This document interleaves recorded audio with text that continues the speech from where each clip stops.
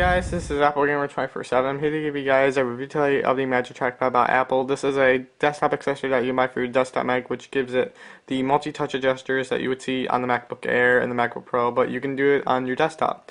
So this is really useful for people who just want to, experience the multi-touch gestures. It's probably a necessity now since you have macOS 10 Lion.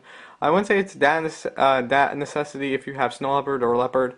I don't think this even supports Tiger, but if you have a older version of the Mac, it's not really that useful, but if you have Lion, you'll really be able to take advantage of some of the multi-touch gestures that you will get in this. So that's mainly why the reason I picked it up is for the Lion gestures, which I will go over in the second part of this review. The first part is just going over the design.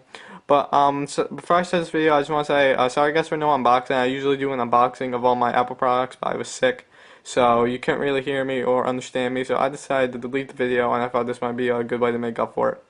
So anyway, let's jump into the review. So starting off with the design, as you can see, it's very thin. There's pretty much nothing to it. It starts off pretty thin. It goes all the way down. Sort of reminds me of the MacBook Air design when it starts out pretty thick up here and then goes all the way down. So it's nice and thin. On the front is basically the touch gesture. This is where you would go and do any gestures you would do on your Mac. You can do the two-finger scrolling, the three-way, and a few other ones. On the side here, you get the power button, which turns the Bluetooth sensor on and off, and you use this to pair it. On the back, you get your Apple logo and your legal information. And on the side, you get your coin slot, just like you would with the wireless keyboard. Any other device, you would stick your quarter in it, and you would be able to take the batteries out if they die or something. It's made out of aluminum glass, as you would see on the iMac and the MacBook Pro. So it's going over with the design. If you had a Apple wireless keyboard, if you were to stick this right here, it would be level. So you can be typing and then you can be gesturing. And if you needed to use your mouse for anything precision-wise, you would be able to use that as well. It actually clicks down. A lot of people don't say this clicks down, but I'm going to demonstrate right now that this actually clicks down. As you can hear, it clicked down. You can press it on here, and actually what happens is that this back plate right here sort of snaps into the trackpad, so when you click on it, it goes in. So you can probably actually hear the side right here. See, like in the corners go in, so you can see it move a little bit. So that's how it clicks down. So it actually does click down. I saw a few other reviews that say it didn't click down, but this one actually does. So I just want to point that out there. A few bad things about it is I don't really have too many bad things to say about this. One thing I do notice about this compared to the Apple wireless keyboard is that it sucks up a lot of battery life. What I mean is that I have my Apple Bluetooth keyboard maybe since August, and the battery life hasn't even gone down once. It still has 100% battery life. I don't know why it just does. But this, I had it for about 2 weeks, and it's only at 97%. That's not really a huge deal, but I just noticed this sucks a lot of battery out more than the Apple wireless keyboard does. So if you're like a battery freak and you're constantly changing your batteries out, I wouldn't recommend this. If you wanted to go the rechargeable option, I would recommend picking up the Apple rechargeable batteries. But if you're not somebody that doesn't really care, who doesn't use batteries that often like I do, the battery life isn't really a big issue. One thing I do notice is that when I'm using it, say I'm on like Safari and I'm scrolling around on my desktop or doing anything like that, I notice that the trackpad will lose its connection to my computer. I don't know if it's a particular trackpad or it's my Mac, but it loses connection every once in a while, and then I have to repair it, and that's just a pain in the butt. So I don't know if it's a Bluetooth, I don't know if it's a Mac error or just trackpad. It seems to lose connection every now and then. And finally, this is not really a huge deal, but it only works in a few times. I've noticed maybe once or twice. Is that my trackpad will cut, the gestures won't work. If I wanted to switch between my full screen apps and my desktop, if I want to do the gesture that does it, the gesture won't work. I usually have to do it maybe another time or even a third time to get it to work. But most of the time the gestures do work, but most of the time they're right on. If I want to do scrolling, I just go like this. If I want to go like that to change my desktops, it actually does work. So I do like the gestures, but most of the time they can cut out. So anyway guys, that was just the design part of this review. In my next part, I'll go over the some of the demos that you can do. I'll demo the pinch to zoom and some of the other gestures you can do. So the next part of the review will just be about how this thing works in action.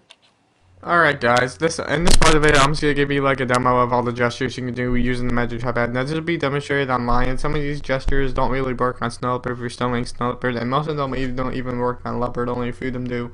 But if you have the Magic Trackpad, I believe the minimum system requirement you need to have is at least a Snow Leopard, but it's mainly optimized for Lion. And also on the side note, I just want to mention that my mission control isn't really working, it's just doing regular expose. As you can see, usually to activate mission control on the Magic Trackpad, you would do 3 fingers up, and usually you would get the mission control interface. For some reason, I'm just getting traditional expose. So I don't know why that's not working. That's just a little side note I just want to point out there. So in case you guys are wondering how mission control works, is the 3 fingers up on the Magic Trackpad. So usually online, if you have full screen apps and traditional desktops, if you want to navigate them really easy without using any keyboard shortcuts or having to use the mouse, usually what you would do is that you would take 3 fingers and swipe them across the Magic Trackpad. You can navigate through your full screen apps and other desktops you have. This is another desktop I have, and your other full screen apps, like I have Windows here, if I ever need it. And I can go back through them and just keep scrolling until the one that I want. And if I want, say I want to use iTunes, I can just scroll down and pick a song that I want or do something like that. So that's just something to keep in mind. And if also scroll left, you also get access to your dashboard. So if you're into dashboard, that's something else you can take advantage of. What's up in Safari here? If you open Safari and I can't read specific text on the page, I can do the same motion as I would do on the iPhone or iPad, which is the pinch to zoom method. And I can just pan around in here and see what's going on. As you can see, and if I wanted to zoom out and go to back to normal size, just do the traditional pinch to zoom method as you would on the iPhone or iPad. Let's go to a different website here. Let's go to macrumors.com.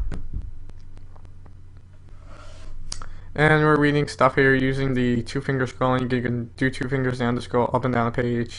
I actually like this better than using traditional hyper scroll mode that I have on my Logitech mouse. I actually like this a lot better because it goes a lot quicker and I can actually navigate this a lot easier. So I do like this.